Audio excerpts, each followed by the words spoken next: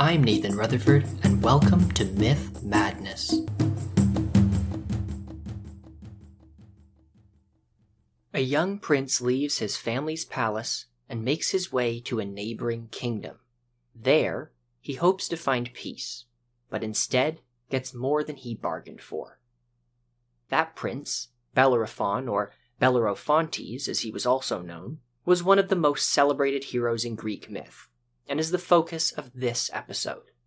He was a son of the god Poseidon and a human woman named Eurynome, and is the hero who rides the winged horse Pegasus. On first glance, he is a classic hero. He rides a magic horse and is most famous for slaying a monster.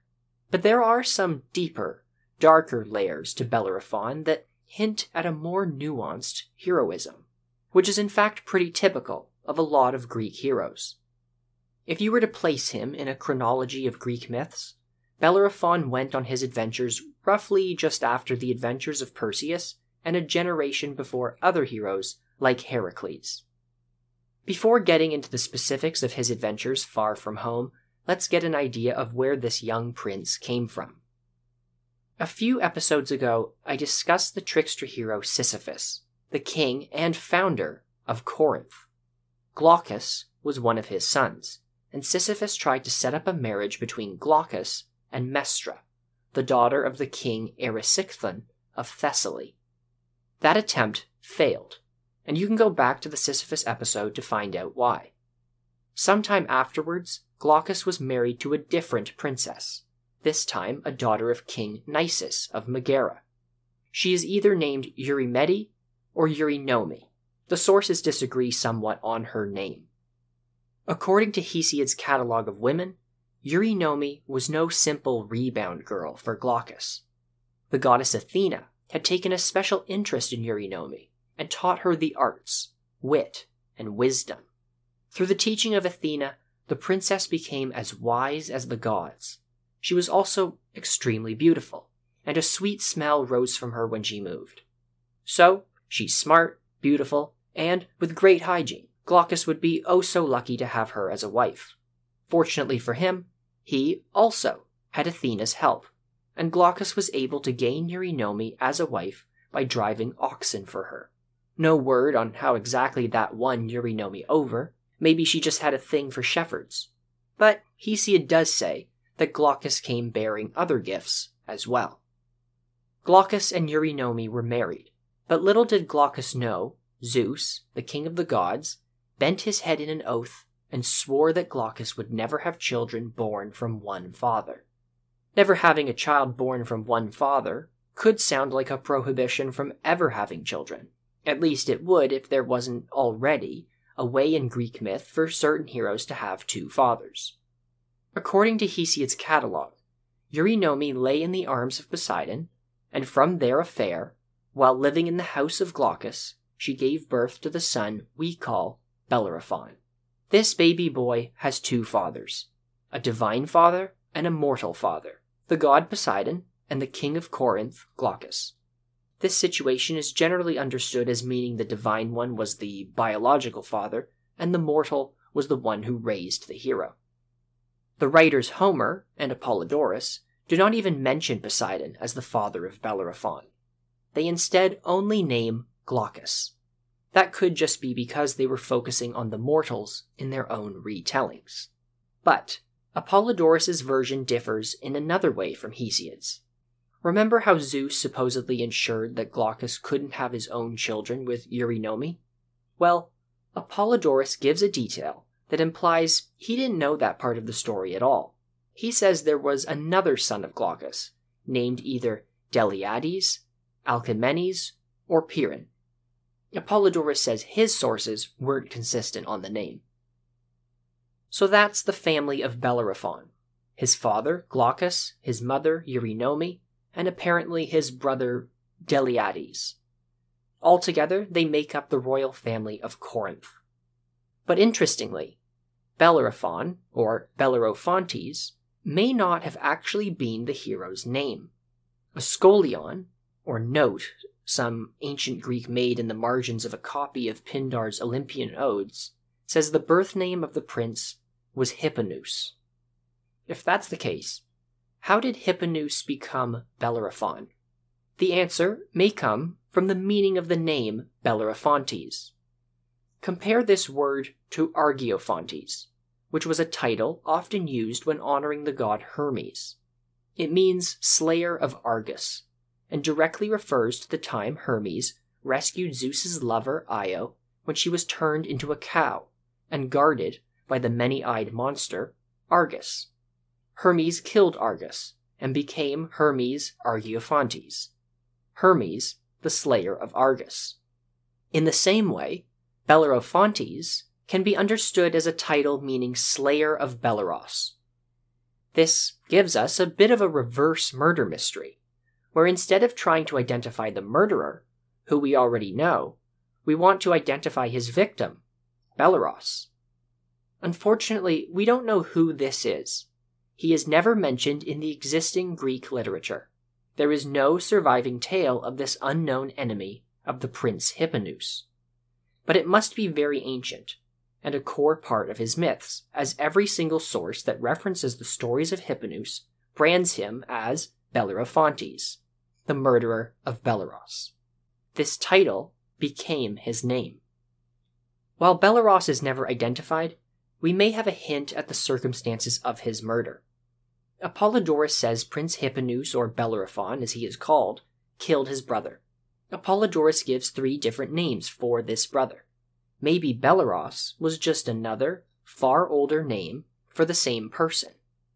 Apollodorus says Bellerophon was exiled from Corinth for the crime of killing his brother. I think it's safe to say that there was another, older version where Prince Hipponous slayed someone named Belleros, maybe his brother, maybe another relative, and was exiled for the crime. The renamed Hipponous, Bellerophontes, murderer of Belleros, or just Bellerophon for short, starts his famous adventures at this point. It's not a particularly heroic beginning for this so-called classic Greek hero. The exiled prince of Corinth left his homeland forever and traveled to Argos to join the court of King Protus. This is the same Protus who was the twin brother of the king Acrisios I talked about at the beginning of the Perseus episode. Powerful kings like Protus often collect various VIPs at their courts, traveling poets and artists in need of patronage, mercenaries and adventurers pledging their services, and princes and kings who have lost their thrones or are exiled from their homelands. Bellerophon was part of this third group, and he presumably spent his time in Protus's court feasting with the other young nobles. But he was also there for a very specific reason, to do penitence for the killing he was exiled for, and to be purified by King Protus for this sinful crime. It would prove to be a short stay in Argos. In the Iliad, Homer gives a nice, detailed account of what happened in Argos, although he doesn't clearly mention why Bellerophon was exiled there. That doesn't necessarily mean Homer didn't know that version.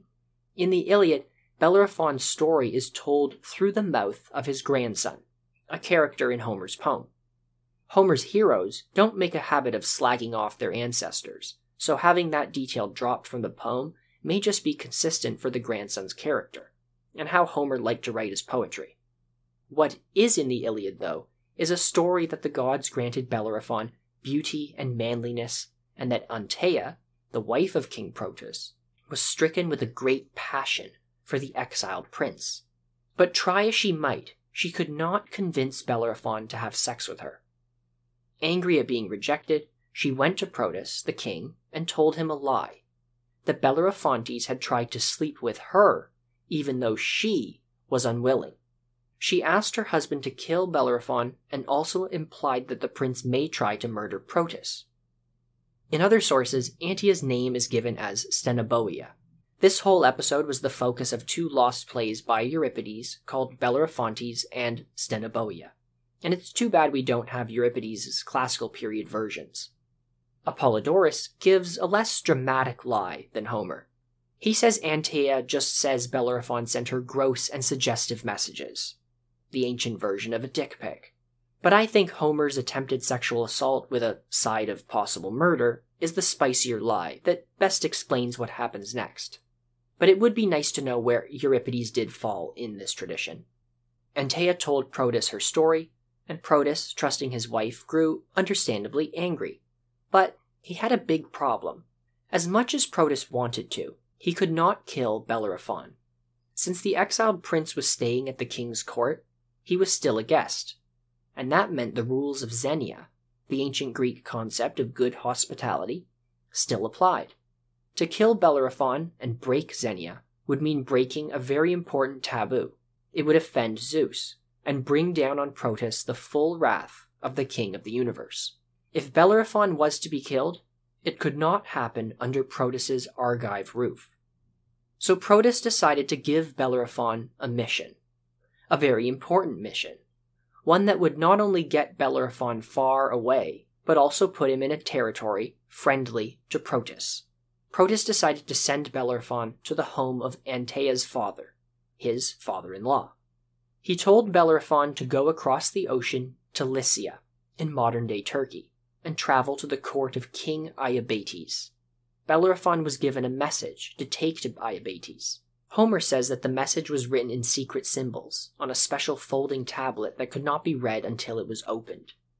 Inside, the message instructed Iobates to do his son-in-law Protus a favor and kill Bellerophon. Bellerophon made his way to Lycia, and King Iobates hosted him with full honors, not wanting to see the message right away. For 9 days Bellerophon was entertained, and an ox was sacrificed on each of those 9 days. Finally, on the 10th day, Iobates asked for the message Bellerophon carried from Protus. He read what Bellerophon had supposedly done, and the instructions to execute his visitor. Of course, this put Iobates in the same situation that Protus was in earlier. Iobates had already entertained Bellerophon as a guest, had fed him and housed him, and so was bound by those same rules of hospitality, and could not have the visitor killed within his own house. Iobates probably could have sent Bellerophon on to someone else with another secret message, and hoped that the next recipient would carry out the murder. But Iobates didn't do that. He had a better way to make sure Bellerophon would die. He would send this dangerous young man, a man who had supposedly tried to rape Iobates' daughter, against an even more terrible threat. Iobates tasked Bellerophon with killing the monster, the Chimera. Homer describes this beast as a monster of immortal make, with a lion front and a snake behind, a goat in the middle, and the head snorting out as breath flames of bright fire. The poet Hesiod says much the same, but further clarifies the description by saying the Chimera had 3 heads, a lion, one of a goat, and the third of a snake. Greek vases from the 6th century BC, wall sculptures, bronze statues, and mosaics from the later centuries of Roman times all show the Chimera in the same way, as a fierce lion with a goat head popping up out of the torso and a venom-spitting snake coming out where the tail should be. The Chimera was one of the offspring of the monster couple Typhon and Echidna, and like many monsters, it was terrorizing the land. It breathed fire, it rampaged through the countryside of Lycia, and it ravaged the herds of the nearby people. If Bellerophon was going to be successful in killing the Chimera, he was going to need a little help. That would come in the form of a horse, but not just any horse, a winged horse named Pegasus. I briefly introduced Pegasus in the Part 1 episode on the adventures of Perseus. The earliest literary reference to the birth of Pegasus is in Hesiod's Theogony from the 7th century BC. It simply said that when Perseus cut off the head of Medusa, out of her severed neck sprung the stout-hearted being Chrysaor, a man, and the horse Pegasus. This image is referenced in Greek art and told in much the same way by the later Roman period mythographers. Apollodorus' library adds that the father of Chrysaor and Pegasus was the god Poseidon. Different sources refer to either his seduction or his rape of Medusa, and some state this happened before Medusa was transformed into a monstrous snaky form. If that's the case, that could mean Medusa was carrying a gestating Pegasus inside her that entire time. How Pegasus came to Bellerophon is covered by a couple different sources. The story people today usually know of how Bellerophon tamed the winged horse is that he was helped by the goddess Athena, that she gave him a golden bridle and that he was able to approach Pegasus with it, typically while the horse was drinking, and mount it with the bridle. The 5th century BC poet Pindar gives the earliest account of this version. He says Bellerophon tried to yoke Pegasus himself, but was repeatedly unsuccessful. Tired from his attempts, he went to sleep, and the goddess Athena appeared to him in a dream. She showed him a golden bridle and headband. She told him to sacrifice a snow-white bull to his father Poseidon, the horse tamer, and to use the golden bridle to charm Pegasus. When Bellerophon woke up, the bridle lay next to him. So Bellerophon followed Dream Athena's instructions. He sacrificed a white bull to Poseidon, and then built an altar to Athena. Afterwards, he seized the winged steed, set the bridle between its jaws, and was successful in mounting the horse. This version is mostly followed by other sources that came afterwards, but sometimes with some slight variations. Strabo, in the 1st century BC, clearly states that Bellerophon mounted Pegasus while the horse was drinking. Pausanias echoes Pindar by suggesting Bellerophon got most of his help from Athena, but he also says that Athena was the one who tamed and bridled Pegasus before delivering him ready for riding to Bellerophon. But the oldest known version, written around 200 or 300 years before Pindar's, is in Hesiod's Catalogue of Women. It's also a clearly different version. In this story, Poseidon gives his son Pegasus as a gift. Personally, I like this version a lot. I think it makes a lot of sense having Poseidon provide the winged horse, and it's consistent with other parts of early Greek mythology. First off, Poseidon is Bellerophon's father, so he should want to help out his son. Second, Poseidon was considered the tamer of horses, even winged horses. The Greek philosopher Plato describes a mythical statue of Poseidon, standing in a chariot and being pulled by not 1, but 6 winged horses. And, going back to the earlier adventures of the hero Pelops, covered in a previous episode, it was Poseidon who provided Pelops with a chariot pulled by winged horses. In that case, Poseidon provided them to his lover Pelops, but in this case, why couldn't he also provide them to his son Bellerophon? Regardless of how exactly Bellerophon acquired Pegasus, it's usually interpreted as having happened just before he sets off to kill the Chimera. However, there is a variation on that too.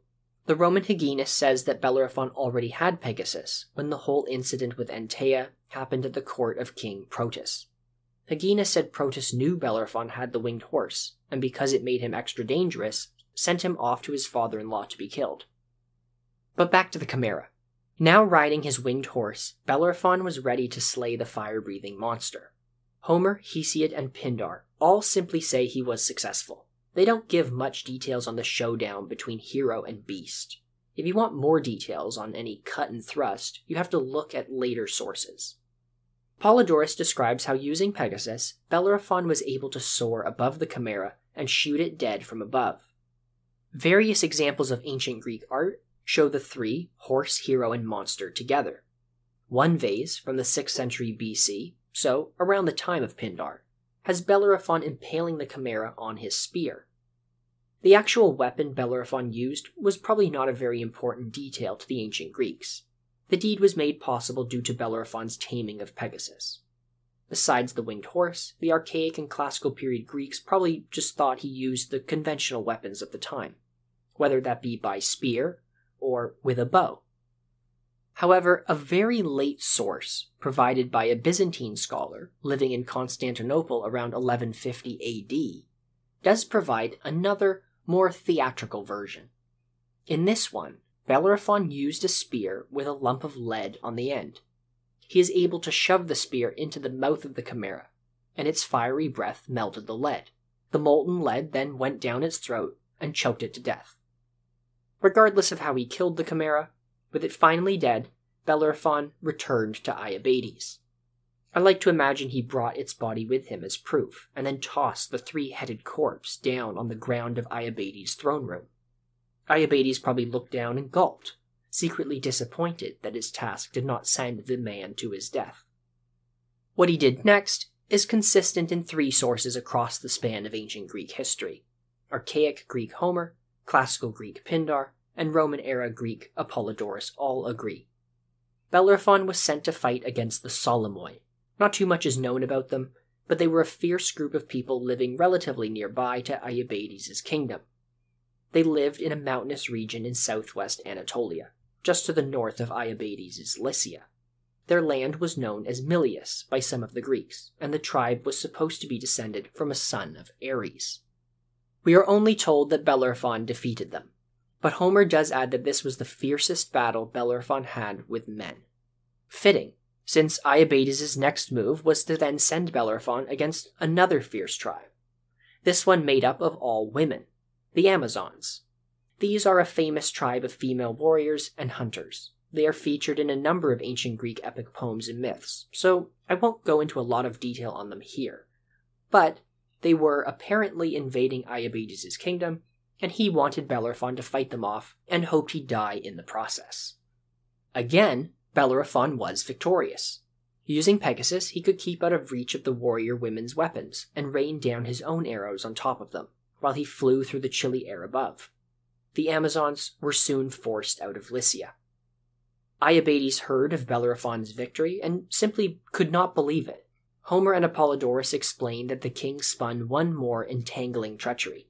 He gathered up a group of some of the bravest men in all of Lycia, and he set them ready to ambush Bellerophon when he made his way back to the palace. This plot also failed, and Bellerophon killed them all. And then Iabades had a complete change of heart. Homer says he recognized that Bellerophon must be descended from the gods in order to have such successes. Once all his attempts had failed, and with his enemy clearly descended from the gods, Iabades said, "I give up. Take my daughter." Because Iabades offered his other daughter, Antaea's sister, to be Bellerophon's wife, and also offered to share half his kingdom with the half-god hero. Homer does not name this wife of Bellerophon, but late source Apollodorus says her name was Philinoe. According to Hyginus, another late source, when Protus's lying wife Antaea found out her father had not only not killed Bellerophon but also married him to her sister, she killed herself. With his new domain in Lycia, Bellerophon cut out a large piece of land and set his subjects to plowing and planting orchards. His wife gave him 3 children, 2 sons named Isandros and Hippolochus, and a daughter named Laodamia. For this Greek hero at least, it sounds like we've gotten a happy ending. Unfortunately, that is going to turn out to be very, very wrong. At some point, Bellerophon decided to set out on a whole new adventure. The reason why is not clear. Maybe the many years of ruling and raising a family in Lycia made him nostalgic about his days as an adventurer. Maybe his successes simply made him feel invincible, or on a level similar to that of the gods. Whatever the reason, he had a very clear idea of what to do next.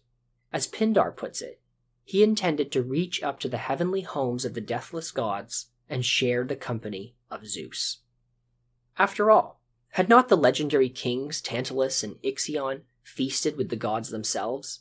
Hadn't Bellerophon's own mother learned the wisdom of the goddess Athena? Surely Bellerophon, tamer of Pegasus, slayer of the Chimera, scourge of Solomoi and Amazons, surely he had done enough to pop in, at least for a moment, on the summit of Mount Olympus, to see the throne of Zeus, the great king of the universe. And how was he to get up there? Why, fly up on the back of the winged horse Pegasus, of course. But Bellerophon did not reach the bronze-floored homes of the gods. Why? Let's go through the different versions of what happened to him, but we'll start at the latest recorded version and then go back through time. In the 2nd century AD, there's the Roman mythographer Hyginus. In his Astronomica, Bellerophon flies higher and higher on Pegasus and then makes the big mistake of looking back down to Earth. The height terrifies him. He panics, he falls off Pegasus, and plummets to his death. In the Fabulae, another work by Hyginus, there is a line about Bellerophon falling onto the plains and dislocating his hip. It sounds like Hyginus is referring to the fall from Pegasus here, but the placement of this text by Hyginus is right after the description of the fight against the Chimera. This is the latest recorded version. I think it leaves something to be desired. It doesn't make sense to me that Bellerophon, who has ridden Pegasus many times already, who has fought from horseback on Pegasus, and who is presumably also a good horseman generally, would suddenly realize he has a fear of heights and then fall out of his saddle? No, I don't buy it. Sounds pretty suspicious. So what about an older source? Pindar's Odes, written about 700 years earlier in the 5th century BC. Pindar's Isthmian Ode simply says Pegasus, while flying high, threw his master Bellerophontes down to earth. In retellings of this, the typical reason given is that Bellerophon's hubris in thinking he could simply fly up and drop in on the gods of Mount Olympus offended Zeus, and in retribution, the king of the universe sent a fly to go and bite Pegasus, making the horse buck and forcing its rider to fall. This is a fairly well-known detail, but funny enough, I have had a lot of trouble finding a specific ancient source that actually mentions Zeus sending a fly.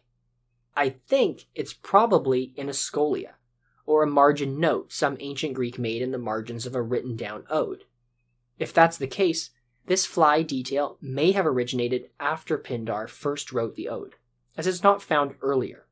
However, even if that's true, I think it's likely that Bellerophon's hubris was still the original reason for his fall from Pegasus. So Pindar has Bellerophon not make it to Olympus. But what about Pegasus? Where did he go?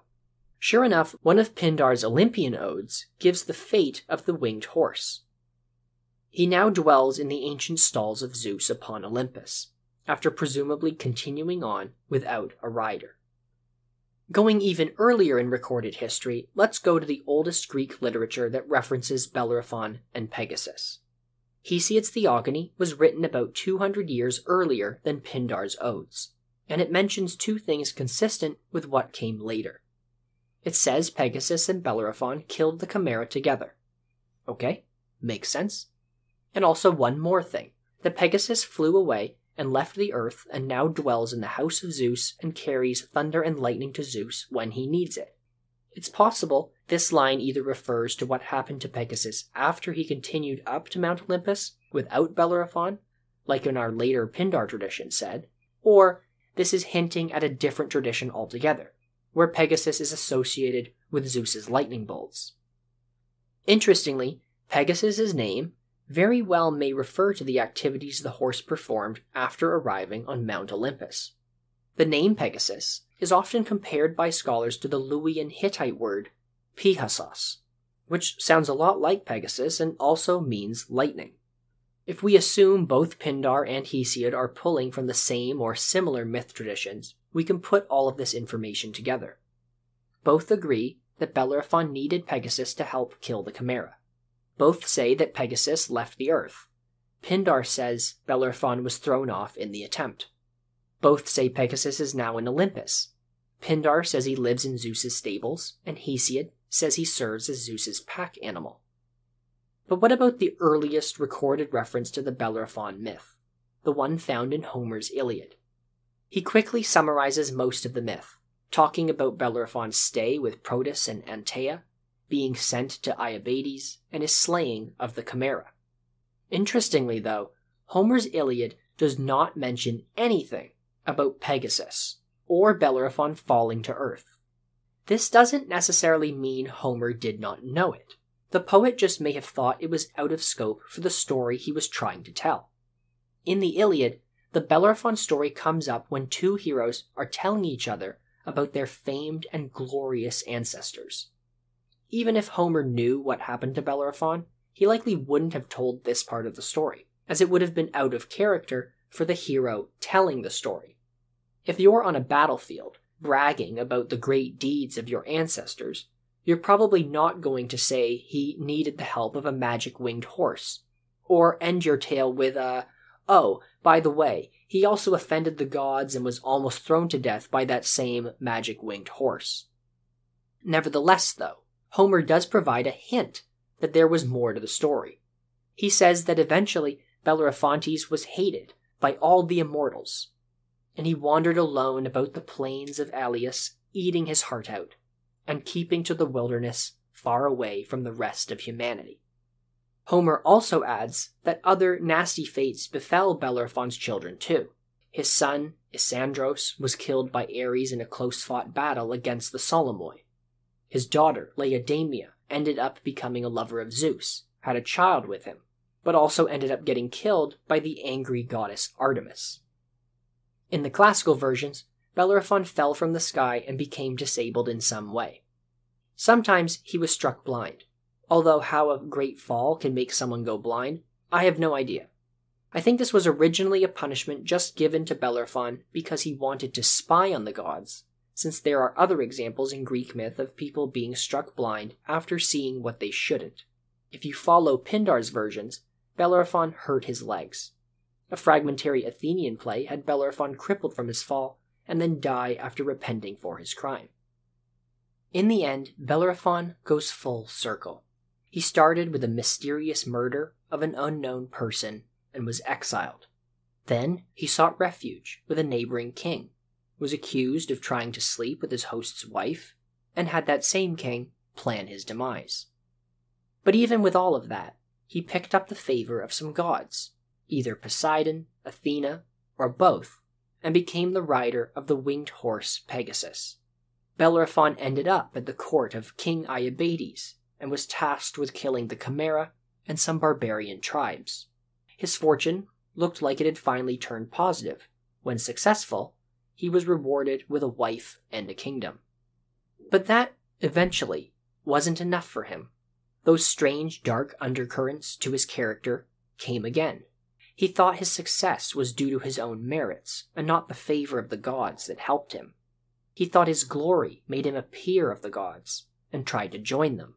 For this hubris, he was punished, lost Pegasus, the whole reason for his glory, and he wandered the land, crippled and scorned. And that's all for today. If you're enjoying the podcast, please get the word out and tell a friend. As always, thank you for listening.